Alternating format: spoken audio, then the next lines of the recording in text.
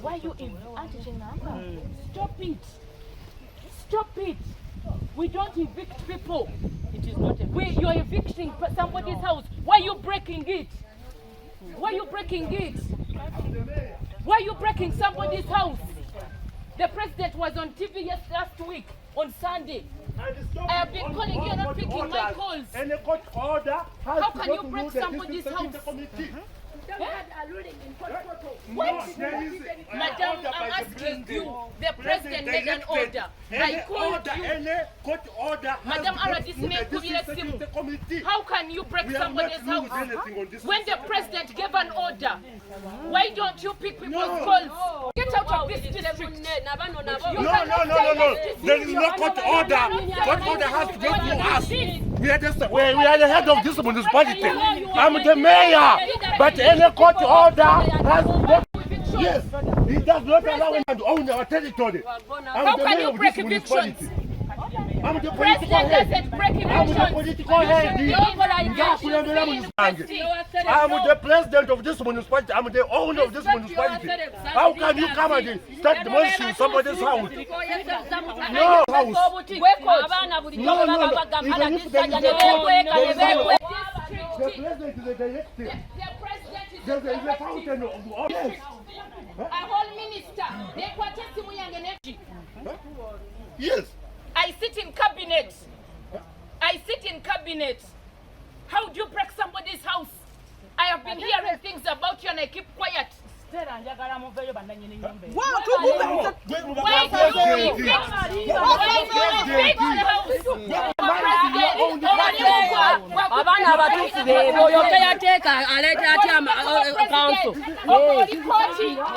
are you a chief justice?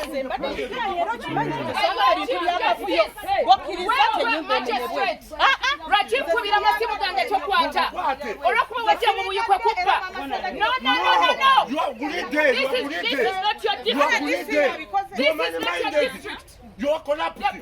How can you come on my territory? I'm the mayor. Did you inform me?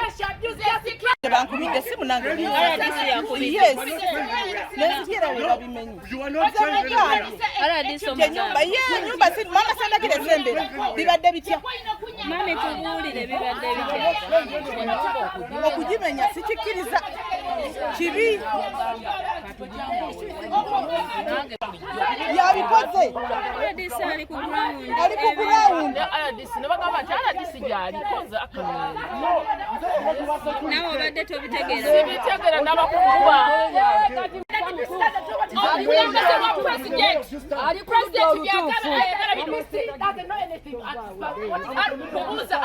without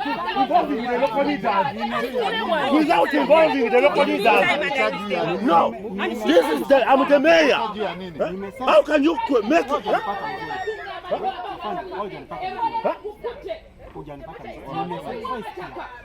You have made people cry. Everybody is crying about you. No court order. The directive which we have. No court order is supposed to be.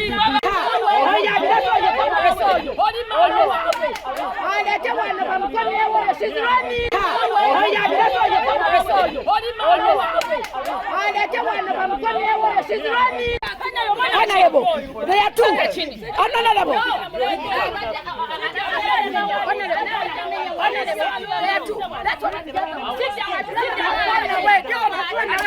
Unless you are not digging, she's the one.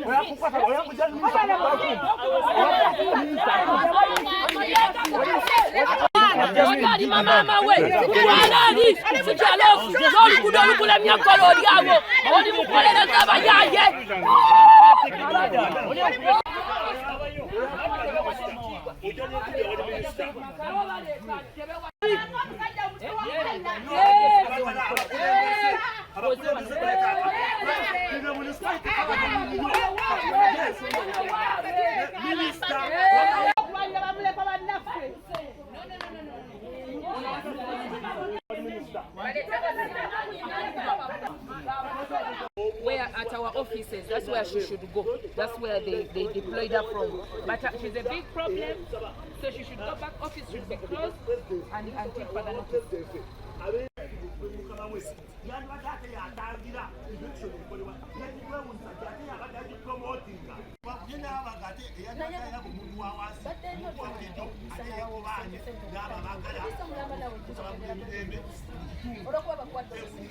Bano bagenze kujja kwe ikompera eziti bayingira ku minyumba.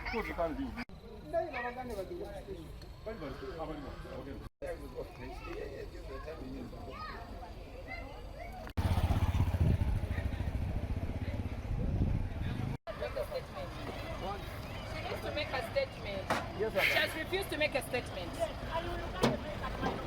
You have to go and make a statement. No. You will have to go and make a statement. She has refused to make a statement. Ani abalese.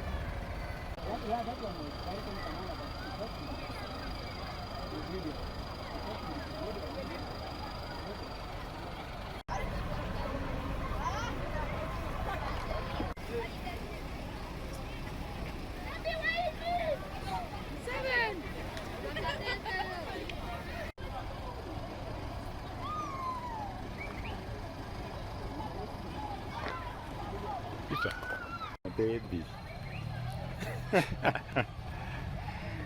Kati atalazeewa.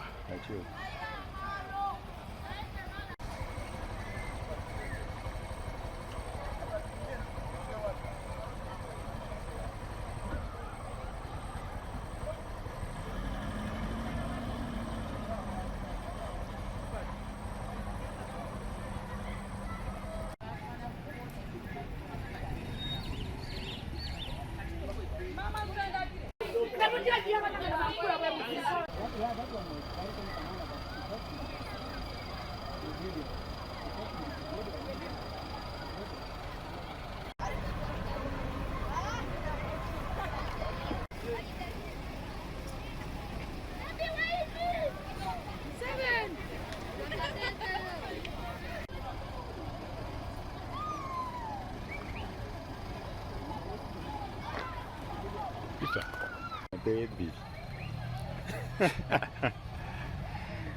Kati atalazeewa.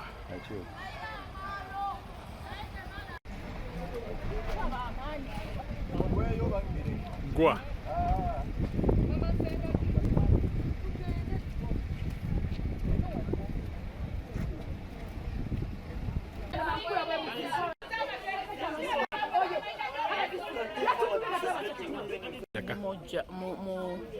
muwala wa musika wa wano kakati emata zibadde mu kkooti abaana baaloopa lwakuba mama bwagao nazaalira omwana ku lujja n'akulirako nemulekako n'akulirako ne bagamba awaka waabwe ne beefunzaawo tubadde mu kkooti okuva mu 2000 omuwala oyo Stella Nambi